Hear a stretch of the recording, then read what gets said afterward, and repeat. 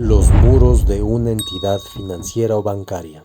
He aquí la importancia de contar con un responsable de seguridad física, mismo que va a determinar qué elementos de construcción se van a implementar ante la construcción de las mismas. En muchas instituciones la seguridad física es considerada como un gasto, ya que esto implica una inversión considerable. Por lo tanto, no se considera qué riesgos futuros puede acontecer ante la falta e implementación de estas mismas.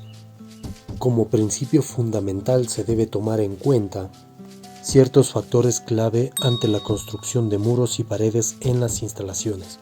Entre ellas están las barreras físicas y los niveles de protección, considerando la profundidad, dimensión y alcance.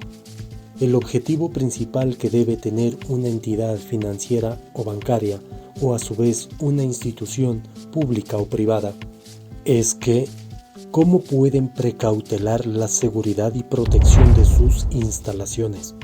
¿Qué niveles de protección y niveles de respuesta deben tener ante la defensa, detección y respuesta cuando los riesgos se materializan?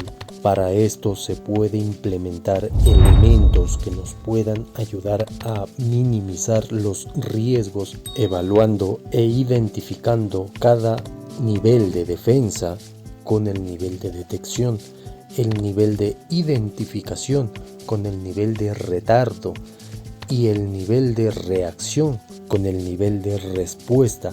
Para ello se debe implementar materiales tales como ladrillos, bloques, concreto, piedra, ripio, hormigón armado, mismos que deben tener cadenillas de hierro, de acero o láminas que puedan impedir el fácil acceso a nuestras instalaciones.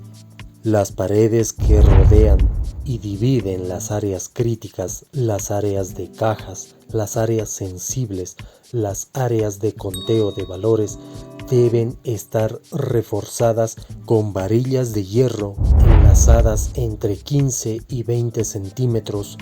Debe estar una varilla intermedia entre bloque y bloque ante la separación del bloque relleno de concreto y piedra, formando así una cadenilla de hierro, bloque y concreto en la pared que dividen a las áreas críticas, áreas de valores, áreas de conteo de efectivo, cuartos de bóveda y áreas que sean considerablemente críticas en una entidad financiera.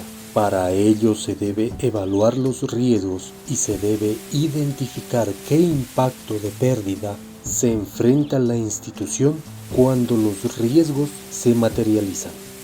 Por otro lado, los muros exteriores o colindantes, dependiendo su área geográfica, deben superar los 2,50 m a 3 metros o superior a esas dimensiones. Es aconsejable que los muros colindantes tengan un grosor mínimo de 50 centímetros de grosor. Sobre la pared o el muro se debe instalar una protección adicional que supere los 40 a 50 centímetros, ya sean estas con alambre de púa o a su vez con cerco eléctrico, con una inclinación aproximadamente de 40 a 50 grados, o para mayor seguridad se debe instalar una protección en forma de Y. La verificación y el mantenimiento de estas barreras perimétricas es crucial para evitar acontecimientos no deseados.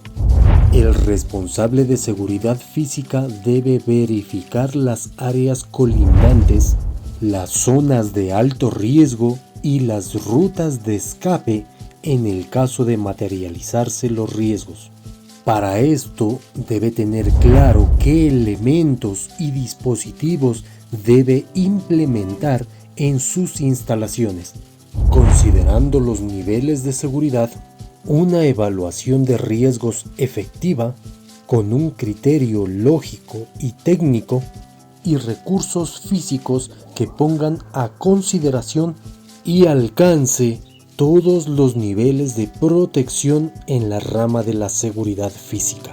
tomando como principio fundamental en la seguridad que el factor humano nunca podrá ser irreemplazable.